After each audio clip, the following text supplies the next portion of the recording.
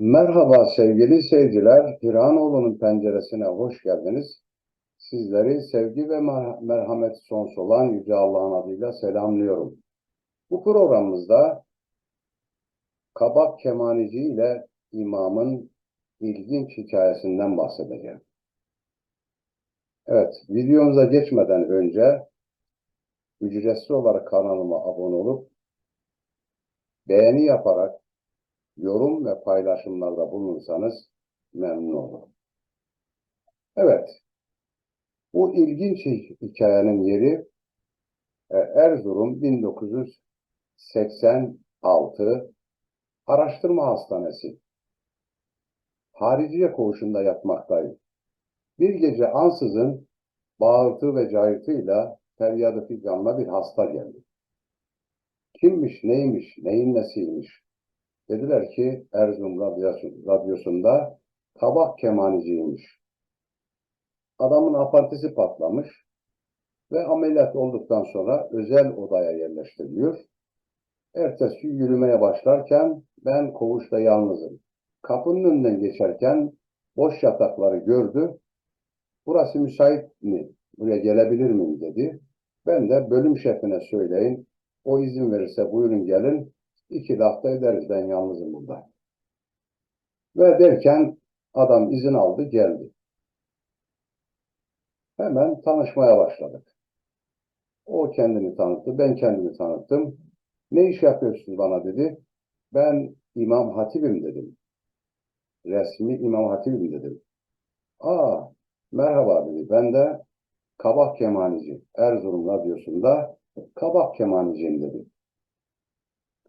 Bana ne kadar maaş alıyorsun, ücret alıyorsun dedi. Ben de 85 bin lira para alıyorum dedim. Pardon, 65 bin lira para alıyorum dedim. Aa, dünyanın çivisi çıkmış ya dedi. Niye dedim ben? Siz ne kadar alıyorsunuz? Ben 270 bin lira. 86 sözleşmesine göre 270 bin lira maaş alıyorum. Toplu sözleşmemiz var. Devlet bize 500 bin lira vermiyor. Biz 500 bin lira istiyoruz. Devlet ise bize 400 bin lira veriyor. Bunu kabul etmiyoruz. İlla 500 bin lira istemiyoruz. Ya dedi, hakikaten dünyanın çivisi çıkmış. Dünya tersine dönmeye başlamış dedi. Vaktimiz müsait dedi. Başımdan geçen bir hikayeyi size anlatabilirim dedi. Ben de buyur anlat, vaktimiz müsait dedim ben. Dedi ki ben Toroslar'da, evet, keçi ve davar çobanlığı yapıyorum. Kendime göre sürüm var, koyunlarım, keçilerim var. Dağ başında güzel bir hayat yaşıyorum. Her şey natürel, doğal bir hayat yaşıyorum. Bir gün şeytan beni dürtüledi. Şeytan beni dürtüledi. Ne dedi, bu dağ başında yıllardan beri yaşıyorsun? Git şehre in, biraz medeniyete bulaş dedi. Medeniyet içinde yaşa dedi. Ve ben şeytanın sözüne uydum. Koyunu, davarı, keçi hepsini sattım. İş ararken Mersin Büyükşehir Belediyesi'nde iş buldum diyor. Ve zabıta oldum diyor. İlk diyor göreve çıktık. Bir fabrikada usulsüzlük, yolsuzluk, ürünlerde işte üretimde hatalar falan var, büyük şikayetler var diyor.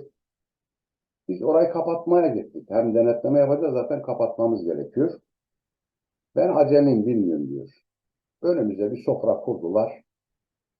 Bir kuş sütü, kuş tüyü eksik diyor.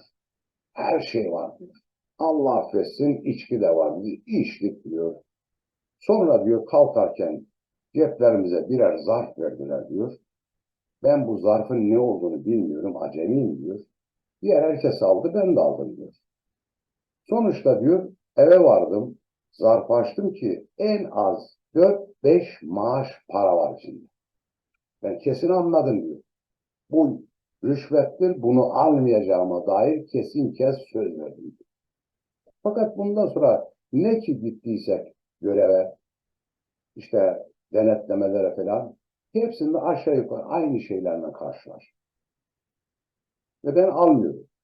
Bu sefer meğer arkadaşlar beni hepsi şikayet ediyorlarmış. 10 yıl içerisinde bütün karakollardan sürüldüm.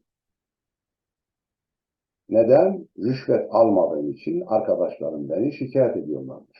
En sonunda dosyalarım belediye başkanına ulaşmış. Belediye başkanı beni çağırdı. Huzuruna vardım. Acaba beni niçin çağırmış olabilir diye düşünürken bir çay ısmarladı. Çay içerken dedi ki, ya evladım bu ne hal dedi. Sen bütün karakollardan sürülmüşsün. Niye uyumsuzluk yapıyorsun? Efendim ben uyumsuz falan değilim. Ben şakrak bir insanım demiş. Gayet uyumluyum falan dedi. Yok yok uyumsuzluk yapıyor musun dedi. Ya ben de dilim varmıyor ki o uyumsuzluk denilen şey bu rüşvet meselesi. Bunu açmak istemiyorum. O hoca başkana karşı ayıp olur diye düşünüyorum. Derken ben bunu anlatmak zorunda kaldım. Dedim ki böyle böyle. Bütün arkadaşlar ben de aldım başından ama sonradan mutat hale geldi. Yani her işe gittiğimizde biz rüşvetimizi alıyoruz. Ben alıyorlar, ben almıyorum. Sonuç itibariyle arkadaşlarım bu yüzden beni şikayet etmişler. Eğer suçum, ayıbım buysa ben almıyorum dedim. Başkan bana döndü dedi ki, ya evladım uyum sağla, uyum sağla dedi. Ben de güldüm. Biraz moralim bozuldu, asabım bozuldu. Sonra diyor elbiseleri çıkarttım önüne attım. Siz bunu yaparsanız tabii ki personel de aynı şeyi yapar dedim. Ve Dompaça, Dompaça bir taksi tuttum eve gittim. Yani orada resmi elbiselerimi bıraktım diyor. Eve gittim diyor. Düşündüm taşındım ne yaptın ya sen? Ne güzel hayatın vardı. Doğal, natürel, tabii bir hayatım vardı. Tertemiz, pırıl bir hayatım vardı. Ha medeniyet dediğim bu mu diye kendimi ayıplamaya, suçlamaya başladım. Sonra tekrar diyor, koyunu, keçiyi dizdim, tekrar diyor dağa çıktım diyor. Çok güzel bir hayat devam ediyordu. Elimde çanta radyo var diyor. Bir gün Erzurum radyosuna kabak kemanici alınacak dedi. O şeytan var ya tekrar beni dürtüledi. Ben o şeytanın sözüne uydum ve tekrar soluğu Erzurum'da aldım. Sınavlara girdim, kazandım. Şimdi sabah kemanici olarak görev yapıyorum. Paket yayın, canlı yayında saatler farkları var. Ben diyor gacır gucur ediyorum. 270 bin lira maaş alıyorum. Sen insanlar iki dünyasına çalışıyorsun ama 65 bin lira alıyorsun. Şaştım bu dünyanın işine dedim. Evet bu hikaye burada bitti. Bir başka programda buluşmak üzere. Hoşça kalın değerli kardeşlerim.